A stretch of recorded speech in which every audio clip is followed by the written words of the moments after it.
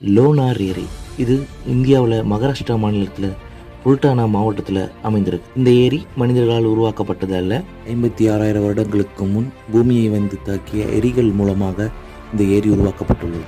அந்த எரிக்கல்லானது 20 million ton பாரமுடையதென ஆய்வாளர்கள் கூறுகின்றனர். விண்வெளியிலிருந்து 90,000 கிலோமீட்டர் வேகத்தில் வந்து பூமியை தாக்கியதால் இந்த ஏரி உருவாகியதென விஞ்ஞானிகள் கூறுகின்றனர். ஏரியானது உலகின் 3வது உவர்நீர் ஏரி என கூறப்படுகின்றது. ஏரியினுள் காணப்படுகின்ற பாக்டீரியா வகைகளை ஆய்வு செய்த விஞ்ஞானிகள் அது செவ்வாய் கிரகத்தில் காணப்படுகின்ற பாக்டீரியா வகை எனவும் கூறியுள்ளனர். இந்த ஏரியின் நீரானது சில நாட்களில் இளஞ்சிவப்பு நிறமாக மாறுபடும்.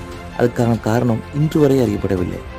லோனார் ஏரியானது 8 கிலோமீட்டர் சுற்றளவையும் 440 அடி ஆழத்தையும் கொண்டதாகும். இந்த ஏரிக்கு அருகாமையில் எந்த ஒரு திசைக்காட்டியும் இயங்குவதில்லை எனவும் கூறப்படுகின்றது. லோனார் ஏரியை பற்றி இந்தியாவில் பல புராண கதைகளும் காணப்படுவதாகவும் கூறப்படுகின்றது.